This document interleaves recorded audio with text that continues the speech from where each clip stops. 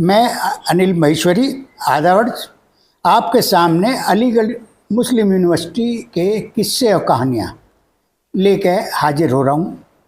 अलीगढ़ मुस्लिम university का एक मुकाम हमारे उत्तर प्रदेश में ही नहीं, हिंदुस्तान में और हिंदुस्तान के बाहर पूरी दुनिया के अंदर अलीगढ़ मुस्लिम यूनिवर्सिटी का एक मुकाम है। इस इदारे की एक पहुँच है। इस इदारे के पढ़े हुए स्टूडेंट दुनिया के कोने कोने में हैं। अलीगढ़ यूनिवर्सिटी के जो स्टूडेंट्स हैं उनको अलीगेरियंस कहते हैं और इन अलीगेरियंस की सोच भी गजब की होती है।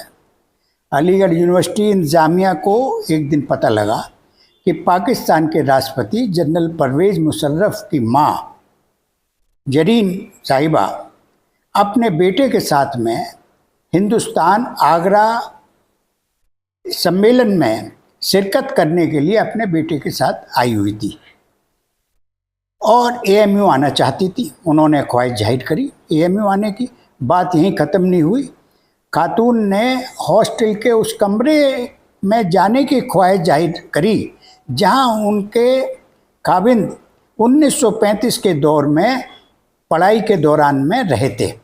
भारत सरकार ने आनन फानन में एएमयू के ऑफिसर्स से कांटेक्ट करा, राब्ता कायम किया और लेकिन एएमयू के अफसरों के सामने बड़ी मुसीबत ये थी कि उस कमरे को कौन पहचानेगा, किस कमरे में रहते थे। ये बात हो गई थी 70 साल पुरानी। बड़ा मुश्किल ये काम था कि इसके बारे में कोई जानकारी नहीं थी और हॉस्टल में इसे खोजना भी एक बेहद दिक्कत तलब काम था। आखिरकार इसका भी हल निकल ही आया। दरअसल आफ्ताब हॉल में वे रहते थे, ये तो पता हो गया था, लेकिन आफ्ताब हॉल के तेज़ तर्रार पढ़ने में अव्वल स्टूडेंट ने दावा किया कि वह उसी कमरे में रह रहा है जिसमें परवेज़ मुशर्रफ साहब के वालिद रहा करते थे। यह बात अलग है कि यूनिवर्सिटी के पास इसकी तस्दीक का ना तो कोई तरीका था और ना ही वक्त था।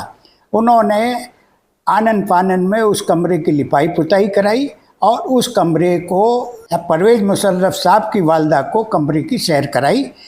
पर परवेज़ मुशर्रफ साहब ये कहा जाता है कि दिल्ली की नहर वाली कोठी से थे, लेकिन अलीगढ़ यूनिवर्सिटी के पीआरओ रहे डॉक्टर राहत अबरार, जो एक तरीके से अलीगढ़ यूनिवर्सिटी की दाई भी माने जा सकते हैं, उनका कहना है कि वो मेरठ ज़िले के कोताना गांव के थे। बहुत बहुत शुक्रिया।